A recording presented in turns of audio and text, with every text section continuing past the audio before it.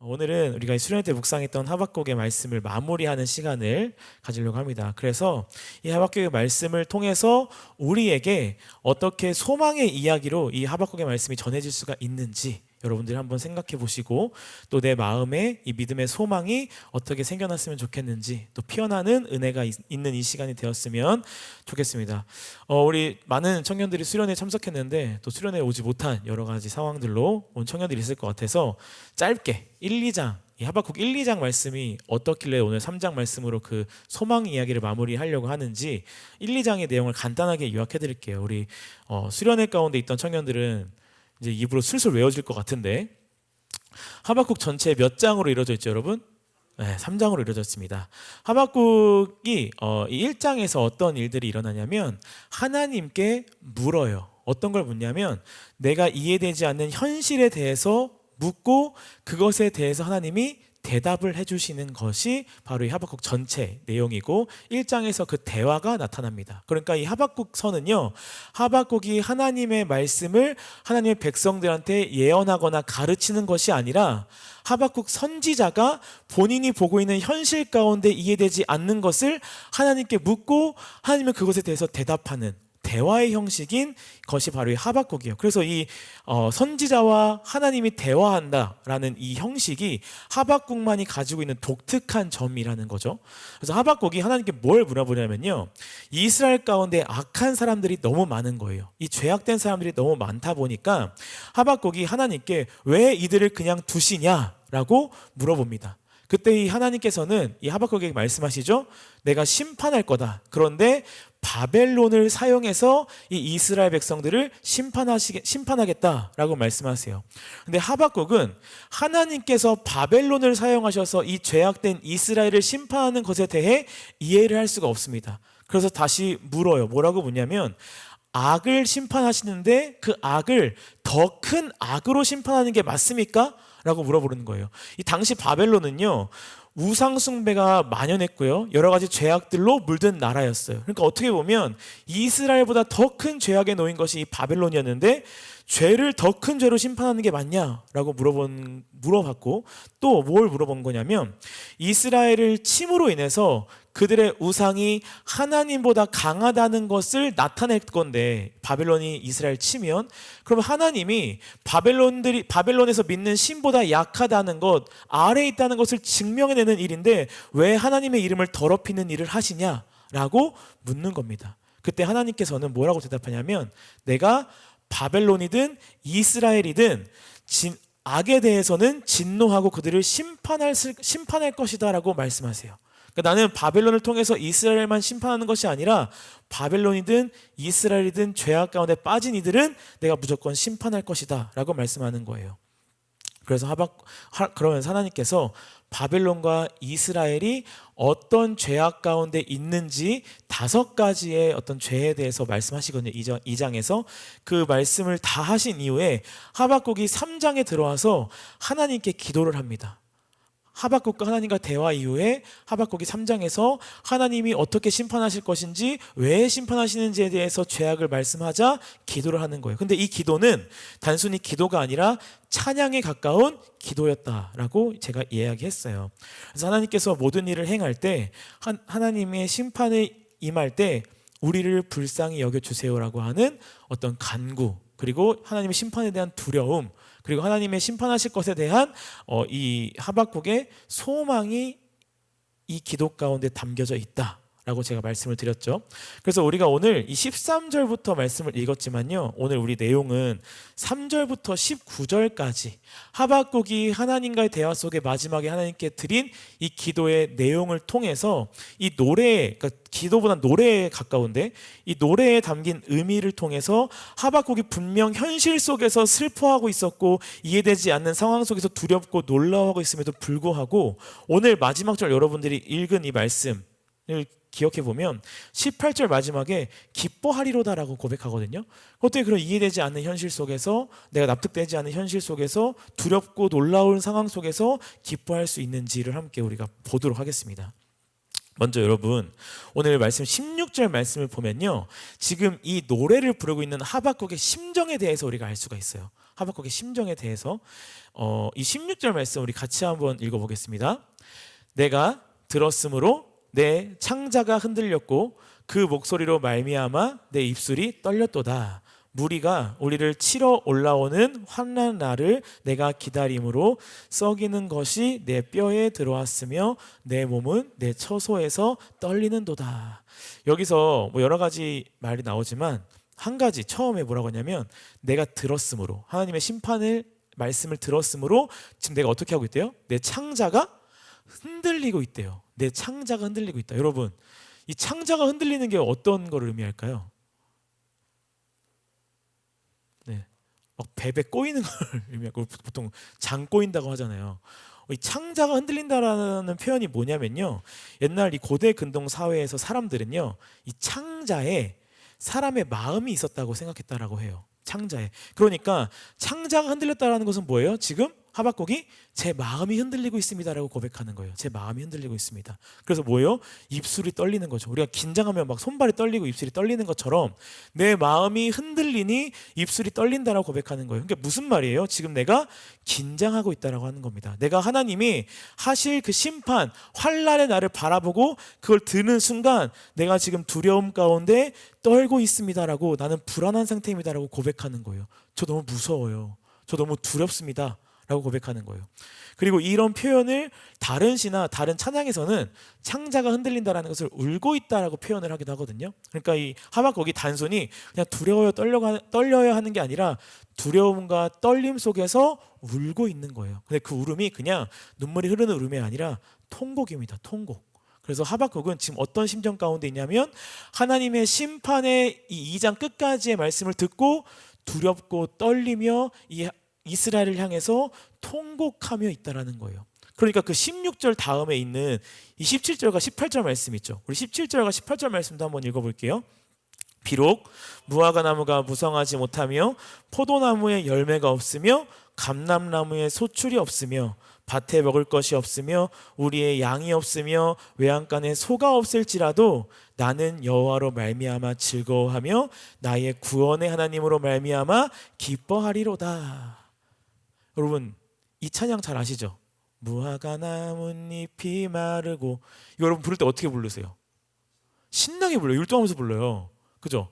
그런데 지금 이 고백 앞에 하박국이 어떻게 하고 있어요?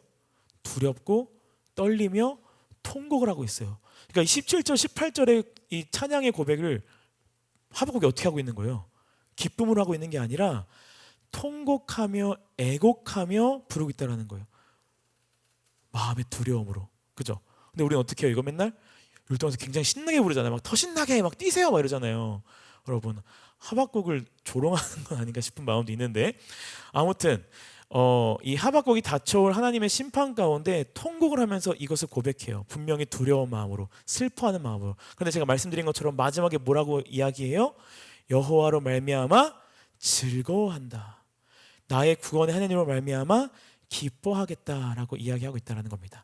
여러분, 이 17절 말씀 보면 계속 뭐라고 고백하죠? 뭐가 없고 뭐가 없고 뭐가 없어요. 그죠? 무화과나무도 무성하지 못하고 포도나무에 열매도 없고 감람나무에 소출도 없고 밭에 먹을 것도 없고 막 뭐가 다 없대요. 계속 없다라고 이야기하는데, 사실 이게 없다고 하는 이 말씀은요, 어디에서 갖고 온 말씀이냐면 신명기에서 갖고 온 말씀이에요. 신명기 14장과 18장에 보면은 하나님께서 이스라엘 백성들에게 너희가 나와 한 약속, 나의 말씀을 잘 지키면 내가 너희에게 베풀 복이 있다라고 말씀하시면서 그 복에 대해서 뭐 곡식, 포도주, 포도 열매 막 이런 것들을 말씀하세요. 그러니까 하나님께서 이스라엘 백성들에게 주실 복인 거예요. 복의 종류들인 거예요. 포도나무, 무화과나무, 감람나무 이런 것들이. 그런데 지금 다 그게 뭐예요? 없대요. 그러니까 이 하박국은요, 뭘 고백하고 있는 거냐면 이런 것들이 없으면이라고 가정법으로 고백하고 있는 게 아니에요. 가정에서 이런 게 없어도 나는 즐거워하겠다는 게 아니라 이미 하나님의 심판이 임하기로 말씀이 되어 있고 그 저주가 이미 이스라엘 백성들에게 임하여 지금 이 이스라엘 땅은 다 뭐가 없는 거예요? 먹을 게 아무것도 없는 거예요. 다 굶주리고 배고픔 상황 가운데 놓인 겁니다. 그러니까 지금 상황은 너무나 괴로운 거예요. 이미 하나님의 심판으로 벌어진 땅이라는 거죠.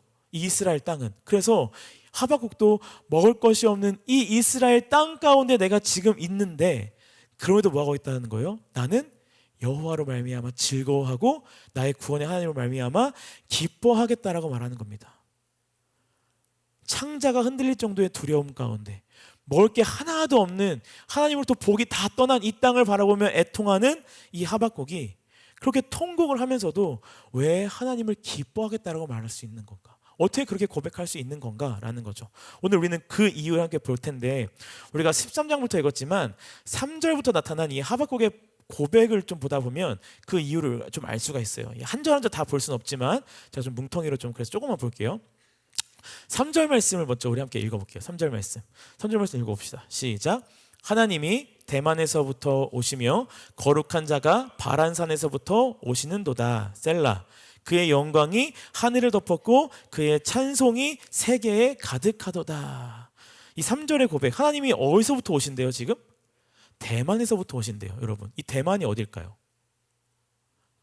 네, 타이페이일까요? 아니겠죠? 네. 네, 웃으라고 한 농담이에요. 제가 설마 아이를 구분 못하진 않겠죠. 네, 여러분 무시한 것도 아니고, 네, 이 대만이라부터 오신다고 하는데요. 이 대만은 이스라엘 기준으로 남쪽 땅을 이야기해요. 남쪽 땅, 이스라엘 기준으로 남쪽 땅. 이스라엘 기준으로 남쪽 땅에 뭐가 있냐면 시내산이 있습니다. 시내산. 이 시내산이 어떤 산이었죠? 모세가 하나님께 십계명을 받은 산이란 말이에요. 율법이 백성들에게 전해진 산이에요. 그러니까 이 대만에서부터 하나님이 오신다라는 이유는 뭐냐면 율법의 하나님께서 율법의 잣대를 가지고 이스라엘 가운데 오셨다라는 거예요. 그러니까 하나님께서 율법의 잣대를 가지고 이스라엘 가운데 오셨으니 이스라엘을 뭐로 지금 판단하시는 거예요? 하나님의 말씀, 하나님의 율법으로 판단하신다라는 거예요. 그래서 뒤에 뭐라고 해요? 그의 영광이 하늘을 덮고 찬송이 세계에 가득하다라고 말씀하시잖아요. 그 율법의 하나님이 지금 이스라엘을 덮으셨습니다. 그리고 그 말씀으로 이스라엘을 심판하시겠다고 하는 거예요. 4절에 보면 이렇게 말씀해요. 4절 말씀. 그의 광명이 햇빛 같고 광선이 그의 손에 나오니 그의 권능이 그 속에 감추어졌도다. 그 하나님이 와서 어떻게 하시는지 보여주는 건데요. 여기서 그의 광명이 햇빛 같고, 좀 어떤 느낌인지 알겠죠? 하나님이 그 빛이 가득한 거잖아요. 그 뒤에 뭐라고 돼 있어요? 광선이 그의 손에서 나온다라고 돼 있어요. 여러분, 이거 보면 뭐 생각나요? 전 이거 보고 처음에 스타워즈가 생각났어요. 광선검, 징 하면 나오는. 설마 하나님께서 빛으로 오셔가지고 징 하실까요? 난 너희들을 심판하겠어. 광선의 검을 받아라. 이러지 않으셨을 거 아니에요. 광선이 손에서 나온다는 뜻은 뭘까? 이 광선이란 단어는요, 중의적인 단어예요. 그러니까 어떤 단어냐면 우리가 눈이라고 했을 때 우리가 그 눈을 길게 바르면 짧게 바르면에 따라서 뜻이 달라지잖아요. 눈이 뭘 뜻하죠? 우리가 보는 눈. 또 하나는 하늘에서 내리는 눈을 뜻하잖아요. 이 광선이란 단어도 광선이란 뜻도 있지만 또 하나의 뜻이 갖고 있는데 그게 뭐냐면 뿔이란 뜻을 갖고 있어요. 뿔. 그러니까 뿔이 하나님의 손에서 나온다라는 거예요. 이게 무슨 말이냐면 이 뿔은 전쟁 용어입니다. 전쟁 용어. 그러니까 광선이 그의 손에서 나온다라는 것은 하나님께서 뭘 하러 오셨냐면 전쟁을 하러 오셨다라는 거예요. 전쟁. 그죠? 그래서 5절에서 뭐라고 되어 있냐면 5절은 역병과 불덩이가 나오고 6절에서도 산이 엎드러진다라고 말하면서 장막이 환란을 당하고 휘장이 막 흔들린다는 얘기예요. 이게 뭐냐면 하나님께서 율법의 하나님께서 말씀을 가지고 와서 이스라엘 그 땅을 다 영광을 덮으신 다음에 그들을 심판하시는데 전쟁과 같이 심판하시며 그 뒤에 나올 그 나라들의 대도 하나님께서 다 세우고 무너뜨리는 것이 다 누구에게 있다? 하나님께 있다라고 이야기하는 거예요. 그러니까 우리가 1장을 보면서 이야기했던 역사의 주관자가 누구라는 겁니까? 하나님이라는 거예요. 역사의 흐름에 따라서 하나님이 어떻게 되는 것이 아니라 역사의 흐름보다 앞서셔서 역사를 창조하시는 분이 하나님이시며 그분이 역사의 주관자로 이 땅 가운데 오셔서 이스라엘도 심판하시고 바벨론도 심판하시며 바벨론 이후에 있을 페르시아나 로마나 모든 나라들을 세우고 무너뜨린다라는 거예요. 그 모든 것이 하나님께 달려있다는 거죠. 그게 전쟁 가운데 하나님이 오신다라고 하는 것에 담겨진 의미, 그 뒤에 역병, 불덩이 이런 것 다 그렇게 하나님이 행하실 것에 대해서 말씀하셨다라는 거예요. 그런데 여러분, 하나님께서 지금 우리가 봤던 역사의 주관자가 되셔서 이렇게 똑같이 율법의 하나님으로 오셔서 전쟁 가운데 심판 가운데 광선이 손에서 나와서 똑같이 행한 일이 있어요. 언제일까요? 언제냐면요, 출애굽 때예요. 출애굽 때 하나님께서 이스라엘 백성들을 구해내세요. 그죠? 그리고 하나님께서 그들에게 말씀하십니다. 가나안 땅으로 가라. 그리고 그들을 인도하신단 말이에요. 그 가운데 이스라엘 백성들의 죄가 있었고, 죄에 대해 하나님께서 그들에 대해서 심판과 회유와 사랑과 여러 가지가 나타난단 말이에요. 그 출애굽 때 똑같이 행하셨다는 거예요. 그래서 하박국은요, 하박국의 이 3절부터 5절까지 말씀은 단순히 하나님께서 이스라엘 백성들을 심판하시겠다라는 것만 이야기하는 것이 아니라 과거에 하나님이 하신 말씀들을 의거해서 지금 똑같이 이야기하고 있는 거예요. 그러니까 무슨 말이냐면, 하나님 과거에 이렇게 했던 것처럼 지금도 이렇게 하고 계시는 거 제가 알고 있습니다. 그래서 여기 쓰여진 표현들을 보면 출애굽과 관련된 표현들이 굉장히 많아요. 그리고 여기 쓰여진 이미지도 출애굽을 떠오르게 하는 이미지들이 굉장히 많이 쓰였다는 겁니다. 그래서 하박국은 지금의 현상을 보면서 뭘 기억하고 있냐는 거냐면 과거의 일을 기억하고 있는다라는 거예요. 왜 그럴까요? 왜 지금의 현상을 보면서 과거의 일, 이 출애굽 때를 기억하고 하나님께 고백하고 있는 걸까요? 제가 말씀드렸던 것처럼 지금 이 이스라엘 백성들, 하박국 입장에서는 우리에게 일어난 일이겠죠. 우리에게 일어난 일을 하나님께서도 과거에 행하셨는데 그때에도 이스라엘 백성들이 죄를 저질렀고 그 죄에 대해서 하나님이 이스라엘 백성들에게 심판하신 것을 알고 있습니다. 그런데 하나님께서 심판만 임한 것이 아니라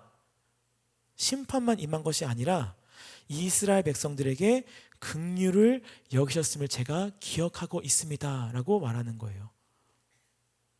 그러면서 출애굽 당시에도 하나님께서 이스라엘 백성들에게 긍휼을 더하시고 사랑을 더하신 이유가 그들이 하나님 앞에 잘하기 때문에, 선한 백성이었기 때문에, 그들이 하나님 앞에 무언가를 잘 내보였기 때문이 아니라 먼저 그들을 찾아가 주셨고 조건 없이 그들을 하나님의 백성 삼으셨으며 그들이 무엇을 하지 않았음에도 불구하고 하나님께서 하나님의 주권으로 그들을 건져내시고 그들을 사랑하셨다라고 말씀하시면서 지금 죄에 빠진 이스라엘 백성들에게도 그 사랑이 임할 줄 알고 있습니다. 그런 긍휼을 더해 주세요라고 하는 하나님 앞에 간구와 소망을 닮은 마음으로 이 출애굽 때를 떠올리는 찬양의 고백을 하고 있다라는 거예요.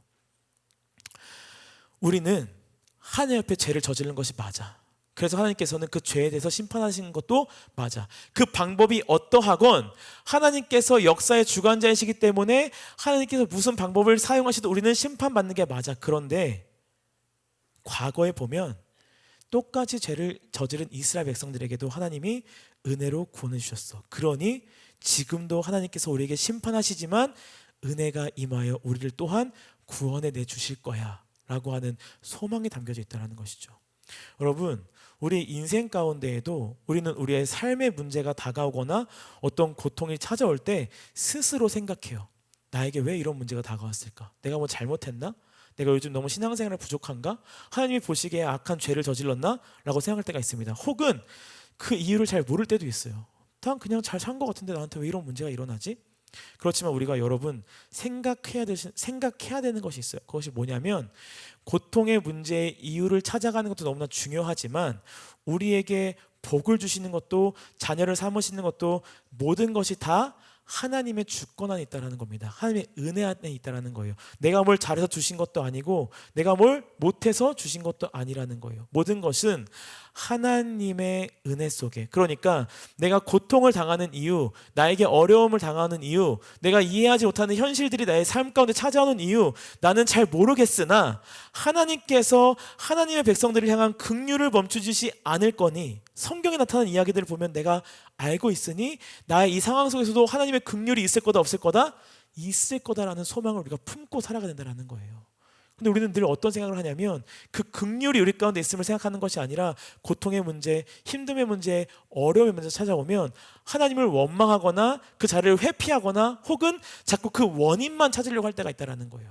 그래서 괜한 다른 사람에게 혹은 다른 환경에 다른 조건과 요건에 그 나의 화풀이 대상을 할 때가 있다는 거죠. 그래서 하나님을 못 보는 거예요. 그러니까 힘든 가운데 있을 때 더 힘든 거예요. 왜 저 사람 나를 힘들게 하지? 왜 저 사람 때문에 내가 힘들어야 되지? 왜 내가 이런 상황 가운데 고통을 받아야 되지? 너무 힘든 거예요. 그런데 우리는 그 상황 가운데 고통을 힘들어하지 말라는 것이 아니라 고통 가운데 있을 때 누구를 기억해야 된다는 거예요. 그럼에도 불구하고 버리지 않으시는 하나님의 긍휼하신 우리 가운데 있음을 늘 기억해야 된다는 거예요. 그 소망을 우리가 품어야 된다는 거죠. 그러면 분명히 고통 가운데 힘들고 어렵지만 그 가운데 힘듦이 더 큰 힘듦을 갖고 오지 않는다라는 거예요. 오히려 그 힘듦을 이겨낼 수 있는 힘과 마음이 우리 안에 온전히 놓여지게 된다라는 것이죠. 하박국도 그래서 그 하나님을 의지하고 신뢰하기 위하여 과거에 하나님이 행했던 일들을 기억하며 그 생각을 멈추지 않고 고백하고 있다라는 거예요. 제가 이것이 어디 사건과 연결되어 있더라고요? 출애굽 사건과 연결되어 있더라고요. 그래서 이 9절에 보면 이렇게 말씀하고 있어요. 이게 좀 더 분명해지는 부분인데 9절 보면 9절 말씀 함께 읽어보겠습니다. 주께서 활을 꺼내시고 화살을 바로 쏘셨나이다. 셀라. 주께서 강들로 땅을 쪼개셨나이다. 하나님께서 활을 꺼내서 활을 쏘셨대요. 그리고 강들을 다 쪼개셨대요. 여러분, 이제 좀 더 명확해 보이죠? 출애굽 사건 가운데 무슨 사건이죠? 강들이 쪼개진 사건? 홍해가 갈라진 것을 이야기하고 있다는 겁니다. 애굽 병사들이 왔을 때 하나님께서 친히 이스라엘을 대신하여 싸우셨다는 거예요. 그래서 그들을 향해서 화살을 쏘듯이 홍해의 바다를 건너려고 할 때 이 바다를 다시 닫으시죠. 그래서 이스라엘 백성들이 다 지나간 후에 애굽 병사들이 홍해 바다 가운데 어떻게 돼요? 수장되어 죽게 되어진다는 거예요.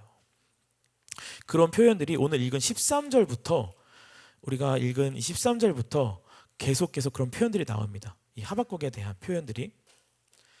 그래서 그 모습들이 계속 우리 가운데 이 하박국의 말씀 가운데 우리가 볼 수가 있다라는 거예요. 또 한 가지, 제가 아까 하박국이 하나님이 하실 심판에 대해서 이해 못하는 부분이 두 가지였는데, 하나는 왜 큰 악을 더 큰 악으로 하시냐였고, 또 한 가지 뭐였냐면 그렇게 바벨론이 이스라엘 백성들을 쳐서 그들이 승리하게 되었을 때는 하나님이 이 이스라엘의 하나님이 바벨론의 신보다 더 약하다라는 것을 증명하는 일이 되는데 왜 그렇게 하시냐라고 이야기했다고 했잖아요. 그런데 여러분, 제가 2장을 설명해 드렸는데 바벨론이 믿는 신의 이름 여러분 기억하세요? 마르둑이라는 신이었어요. 이 마르둑이 신이 되었던 이유는 이 바다의 신이었던 여신이 세계를 혼란 가운데 빠뜨렸는데 그 여신을 누가 무찔렀어요? 바르둑이라는 신이 무찔렀어요. 그래서 이 바르둑이 새로운 바다의 신이 되었단 말이죠. 그리고 세상에 평화가 왔어요. 그래서 이 바벨론은 이 마르둑 신을 섬기고 우리가 그들의 후예라고 생각했던 사람들이에요. 그러니까 바벨론이 이기면 하나님보다 누가 더 나은 신이에요? 더 센 신이에요? 마르둑이 더 센 신이에요. 그런데 과거에 보니까 하나님께서 강을 가르셨어요. 이 바다를 가르셨어요. 그리고 바다를 덮으심으로 인해서 이 애굽의 병사들을 다 죽이셨단 말이죠. 하나님께서 바다를 가르셨다는 것이 뭘 표현하고 있는 거예요? 하나님이 바벨론의 신보다 약하다? 약하지 않다라는 거예요. 하나님께서는 과거에 이미 강을 가르시고 바다를 가르셔서 바다의 신보다 약하신 분이 아니라는 거예요. 하나님께서는 이미 바다의 신에 대한 승리를 하신 분이라는 거죠. 그런데 지금 바벨론에 의해서 이스라엘 백성들이 심판받는다고 해서 하나님이 지는 것이 아니라 이것은 이미 하나님께서 승리하신 하나님에도 불구하고 하나님께서 심판을 통해 이스라엘을 바벨론에 넘겨주신 것 뿐이라고 고백하는 거예요.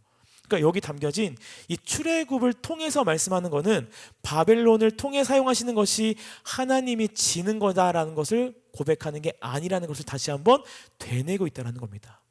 무슨 말인지 이해가 되세요? 그래서 두려움 가운데 있을지라도 하박국이 이제는 소망을 갖기 시작하는 거예요. 소망.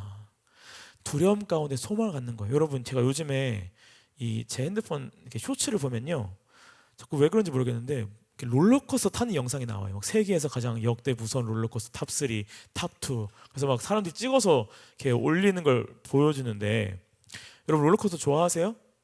좋아하세요? 네. 롤러코스터가 언제 가장 긴장감이 있어요? 처음에 올라갈 때, 그죠? 툭툭툭 올라갈 때 생각보다 왜 이렇게 빨리 올라가? 그래서 막 두렵잖아요. 근데 여러분 두려울 때 거기서 막 기절하고 그러세요?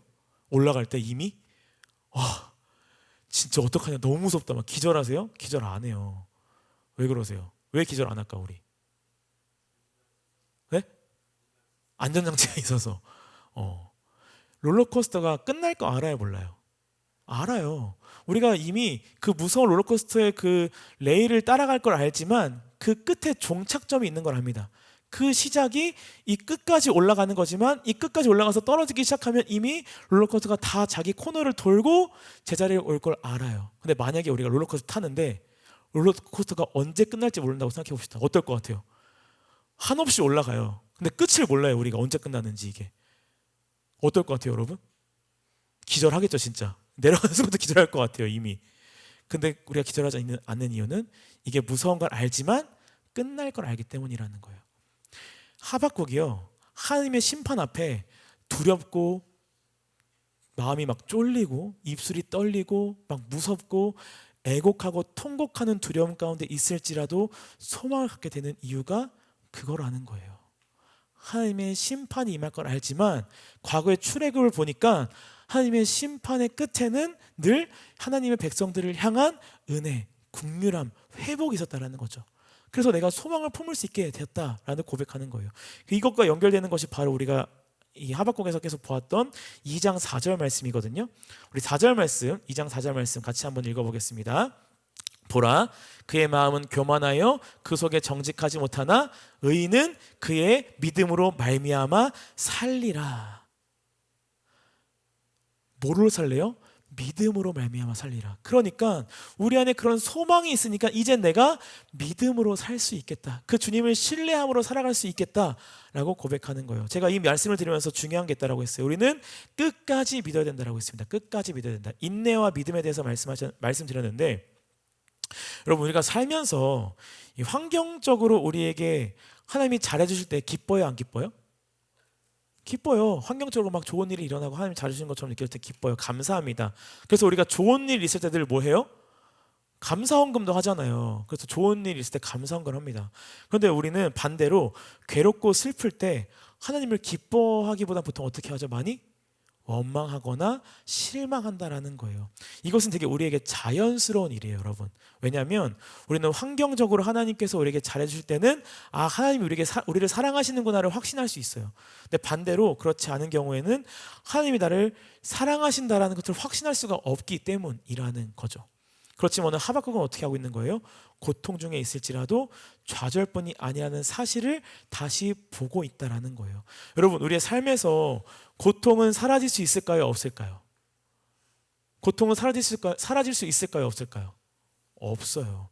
혹시 누군가가 여러분들한테 잘 하나님 믿고 예배 잘 드리고 기도 열심히 하고 말씀 잘 보면 인생에 고통당하는 일이 전혀 없을 거다라고 말한다면 여러분, 아멘 하면 안 돼요. 그 사람이 우리에게 사기치고 있다고 생각하셔야 돼요. 나한테 돈 빌려달라고 하려다가 이런 생각을 하셔야 돼요. 왜냐하면 성경에서, 여러분, 성경에서 이미 우리에게 그런 일이 있을 거라고 약속하지 않으셨어요. 너희들이 날 잘 믿고 너희들이 나한테 기도 열심히 하고 예배 열심히 드리면 너희들이 인생에 고통 하나도 없을 거야 라고 하나님께서 말씀하시지 않았어요. 약속하지 않았기 때문이에요. 우리에게 있어서 고통의 문제는 피할 수가 없습니다. 믿는 사람이든 믿음이 없는 사람이든 모두에게 잠시 어떤 고통의 문제들, 고통의 부분들이 있다가 사라질 수는 있지만 영원히 고통 없는 삶을 살 수는 없다라는 거예요. 그래서 우리에게 중요한 것은 뭐냐면 하나님을 믿는 우리는 그런 현실의 고통의 문제, 나에게 어려운 문제, 답답한 문제가 다가올 때 어떻게 살아가고 어떻게 생각해야 되느냐가 진짜 중요하다라는 거예요, 여러분. 정말 중요한 것은 고통을 어떻게 없애느냐가 아니라 고통은 언제든 다가올 텐데 그런 상황 속에서 우리는 어떻게 생각하고 어떤 마음을 가져야 되냐. 이 팀 켈러 목사님이 쓰신 책 중에 고통에 답하다라는 책이 있어요. 아시는 분들 계실 텐데, 그래서 어떤 신앙인들이 경험하는 고통의 문제들에 대해서 그것을 철학적으로도 사회적 관념으로도 막 이런 신앙적으로도 풀어주신 책이거든요. 좀 두껍긴 한데 한번 여러분 시간 좀 내서 천천히 한번 읽어보시면 좋겠어요. 아무튼 그 안에 이 고통에 대해서 어떻게 설명하고 있냐면 이렇게 설명해요. 제가 읽어드릴게요. 고난으로 신앙을 떠나거나 고난으로 하나님을 만나거나 라는 말로 이 말씀을 시작하는데, 나는 여기서 이제 팀켈러 목사님이에요. 나는 수많은 사람들이 왜 하나님께 반항하거나 부정하는지 골똘히 살펴보기 시작했다. 고통과 고난 탓일지도 모른다는 생각에 미치기까지는 그리 긴 시간이 필요하지 않았다. 선하신 하나님, 정의로우신 하나님, 사랑이 넘치는 하나님이라면 어떻게 참담하고 썩어 문드러지는 고통스럽고 괴로운 일들을 허락하실 수 있는가? 고통이 마음에 뿌리 내릴수록 머릿속에 회의도 자라난다. 이 회의는 신앙에 대한 회의예요. 내가 왜 믿었는가? 고난을 당하는 이들 곁에 다가설 때마다 하나님의 존재와 기독교 신앙을 향한 혐오의 불길이 극렬하게 타오르는 장면을 목격했다. 하지만 한편으로는 많은 이들이 고통과 고난을 통해 하나님을 만났다는 사실 또한 알게 되었다. 역경이 주님으로부터 멀어지게 만들기는커녕 도리어 그분께 다가서게 했기 때문이다. 공고하고 고단한 시간들이 영적 자만이라는 깊은 잠에서 깨어나 하나님을 진지하게 탐색하도록 이끌었다라고 말씀하고 있어요. 하박국이 선지자로서 하나님과 믿음으로 가고 있다고 생각했지만 그가 다가온 이 어려운 문제들, 이해되지 않는 문제들, 하나님이 침묵하는 것 같고 하나님의 어떤 해결의 방법들이 내가 이해되지 않는 상황 속에 있을지라도 하박국은 그 이들 속에 하나님을 바라보고 하나님을 다시 한번 알게 되어지고 하나님을 마음 깊숙이 묵상하게 되었다는 거예요.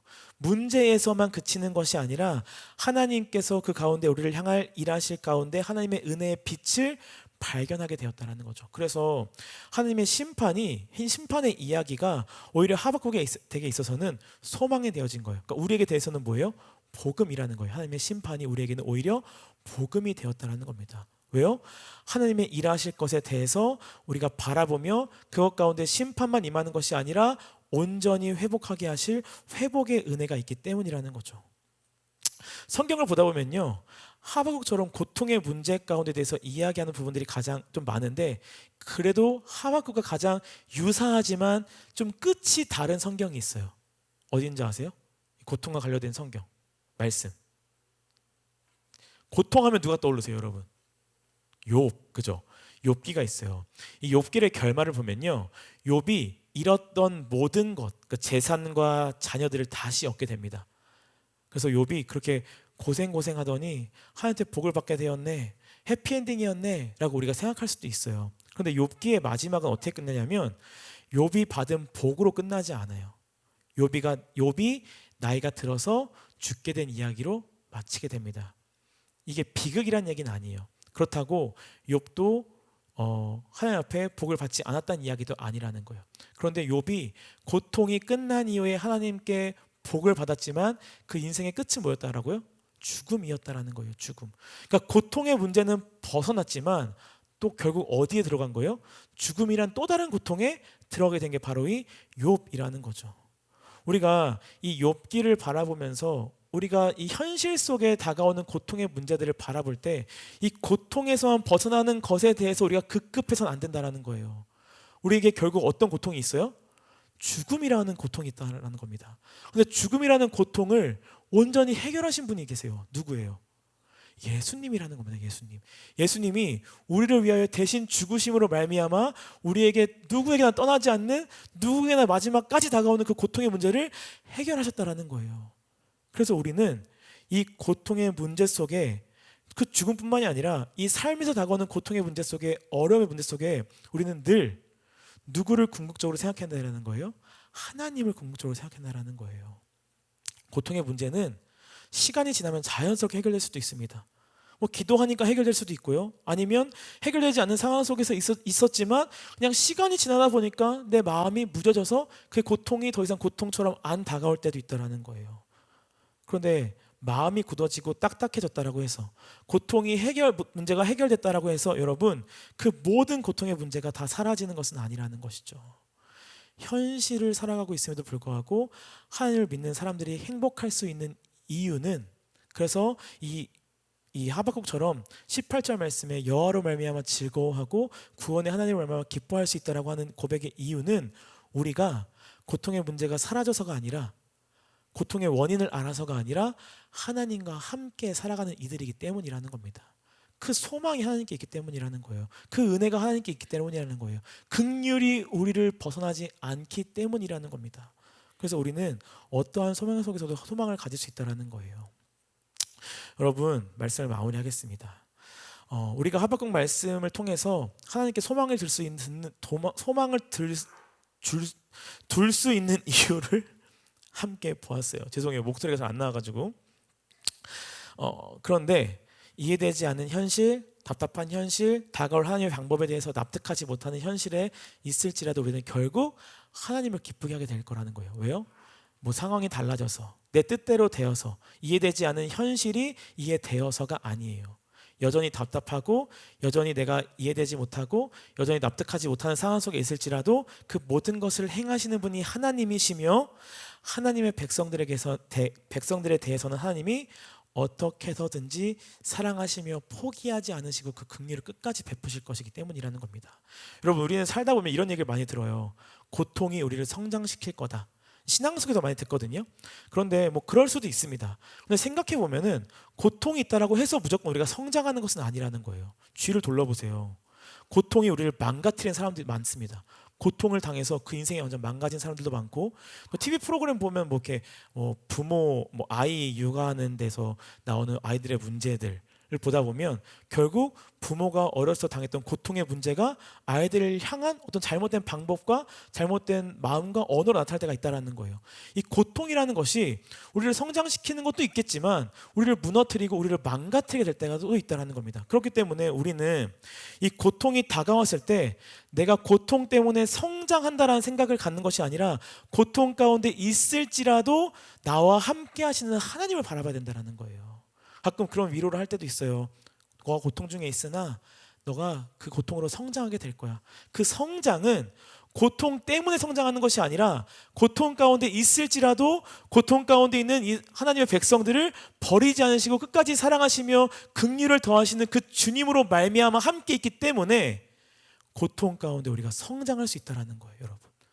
고통 가운데 고통을 보는 것이 아니라 고통 가운데 우리는 하나님을 봐야 된다는 것입니다. 그래서 우리는 오늘도 우리의 현실이 달라지지 않았음에도 불구하고, 내가 기도하는 것이 완전히 이루어지지 않았음에도 불구하고, 내가 보고 싶어 하는 것이 보이지 않음에도 불구하고 우리는 이렇게 고백할 수 있다는 거예요. 우리 다시 한번 17절과 18절 말씀 같이 읽어볼까요? 비록 무화과 나무가 무성하지 못하며 포도나무에 열매가 없으며 감람나무에 소출이 없으며 밭에 먹을 것이 없으며 우리의 양이 없으며 외양간에 소가 없을지라도 나는 여호와로 말미암아 즐거워하며 나의 구원의 하나님으로 말미암아 기뻐하리로다. 여러분, 하나님을 믿으십시오. 끝까지 신뢰하세요.